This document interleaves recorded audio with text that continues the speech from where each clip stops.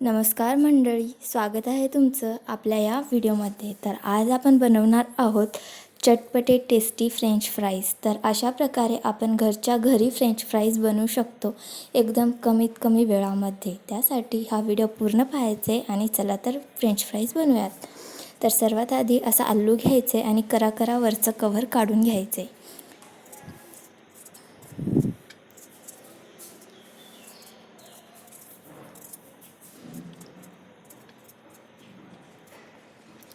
Cover काढल्यानंतर French फ्राईजला म्हणजेच या आलूला बारीक बारीक आकारामध्ये कट करायचे, एकदम लांबसर आकारामध्ये।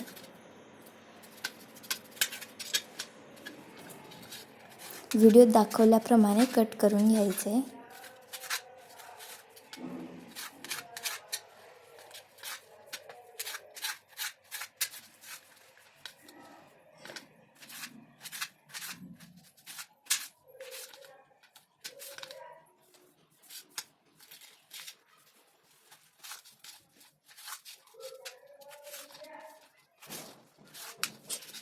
आता फ्रेंच फ्राईज कट करून झाल्यानंतर याला चांगल्या प्रकारे पाण्यात धुवून घ्यायचे आणि धुतल्यानंतर खळखळ उकळत्या पाण्यात त्याला सोडायचे।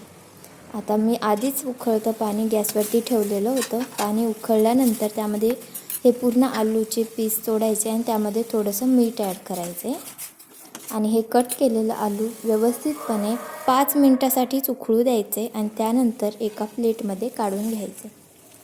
जास्त वेळ नाही उकळू द्यायचे। जास्त वेळ उकळल्यानंतर हे आलू आपले जागच्या जागी चुरा व्हायला लागतं। त्यासाठी फक्त 4 ते 5 मिनिट उकळू द्यायचे आणि गरम पाण्यात सोडायचे।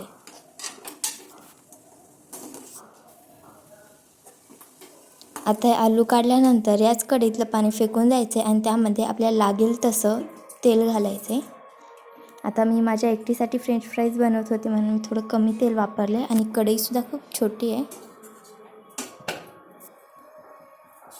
तेल कडक गरम झाल्यानंतर त्यामध्ये आपण हे कट केलेले आलू सोडायचे।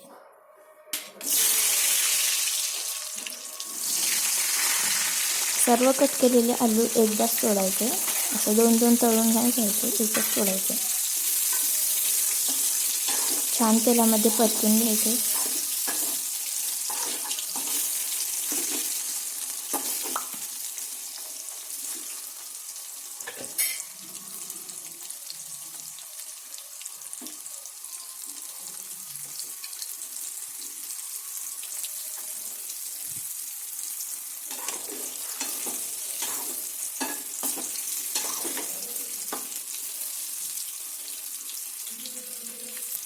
गोल्डन कलर येत नाही तोपर्यंत गोल्ड आल्यानंतरच त्याला कढईच्या बाहेर काढायचे।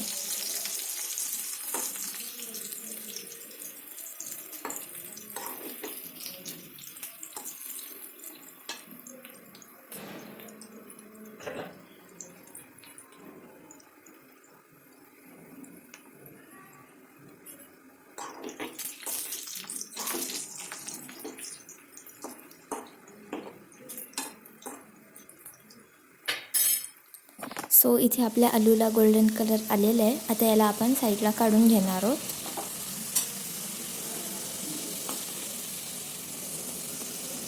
जास्त करपायला नको, एवढा गोल्डन कलर सफिशियंट आहे। सो आपण बाजूला काढून घेतलं। आता यावरती थोडंसं मीठ ॲड करायचं आहे आणि थोडीशी तिखट मिरची पावडर। तिखट ॲड केलं आणि थोडंसं मीठ आणि चटपटा एखादा मसाला असेल तरी ते सुद्धा तुम्ही इथे ॲड करू शकता।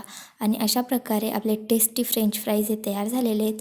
व्हिडिओ आवडला असेल तर नक्की सबस्क्राईब करा।